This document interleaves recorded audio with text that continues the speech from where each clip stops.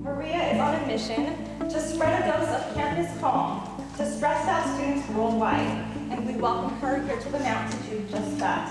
Please join me in welcoming our keynote speaker for today, Maria Pascucci.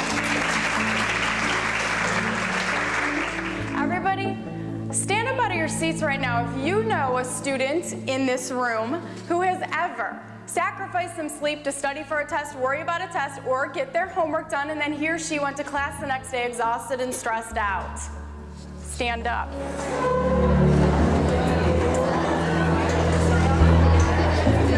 Every one of you, you are not alone, just like the students who email me on a nightly basis from all around the world. You are not so different after all.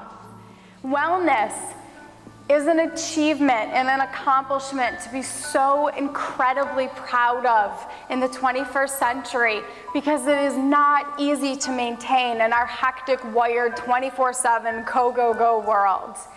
As women and as leaders, we face internal and external pressure on a daily basis to not only do it all and to be it all, but of course to excel at it all at the same time. And this pressure to achieve and to please the world and look good on paper, this pressure, what I would call, is the pressure to be perfect. It is one of the most fundamental leadership barriers out there today, especially for women. And why? It's because perfection inhibits authenticity and resilience. It is a barrier to health, and it can weaken us at our root. And so often, we face this leadership challenge alone in a darkened room, cloaked with shame. I am here to tell you right now that you will no longer feel alone. You will no longer be ashamed. And from this moment on, we will stand together as a community of brave ladies uniting together to create a neighborhood and a nation of healthy, resilient women. I'm in the Career Center, and she was just trying to help me chill out and just figure out a way to turn my love of English and history and writing and women's studies into a career post-graduation.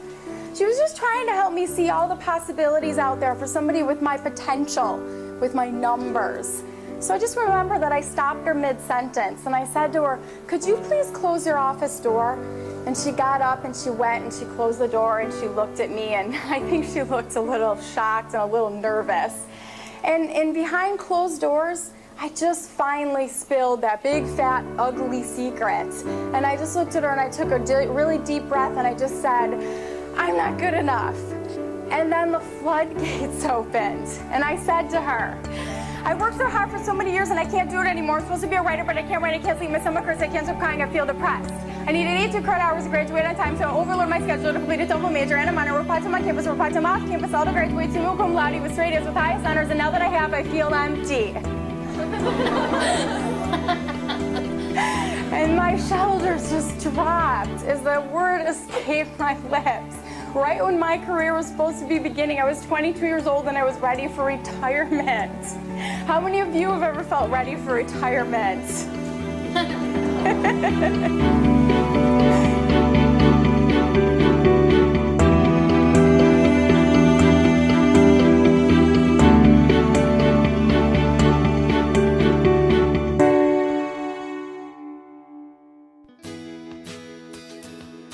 The good news and why I'm here today.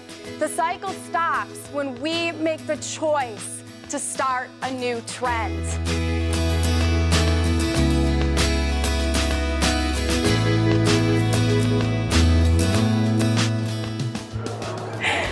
So let's articulate the importance of self-care. I'm looking for one volunteer and I'll give you a free book.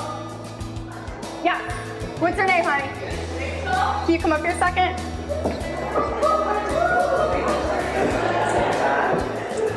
There you go. Okay, Rachel, in a second I'm going to flip the slide, and I want you to just read what's on there with all the energy that you can put into it, okay? Okay. Here you go. I better friend, sister, daughter, future mother, leader, creative thinker, change maker, and role model that the world needs me to be.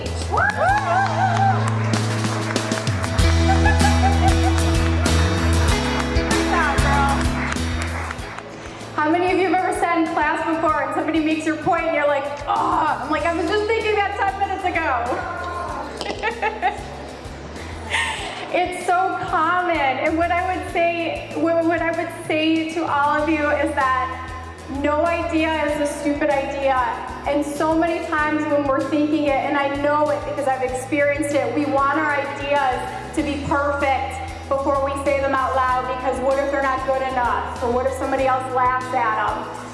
But every single time, like 9 times out of 10, somebody else is thinking it, they beat us to the point, and then everybody's like, oh, what a fascinating point. I'm like, yeah. So it's time that we raise our hands in life. And I know that when I talked to Molly before about what's the most important lesson and takeaway point, she said, we want the students to know that you can do it. We want you to lead, and we know that you can do it. And you all have unique voices to share, and we want those voices to be heard. Be grateful for the gift of time that college affords you to learn, expand your experiences, and build relationships.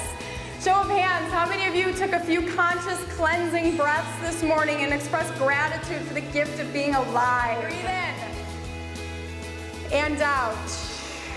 One more time, breathe in. Say out loud, I am grateful to be alive.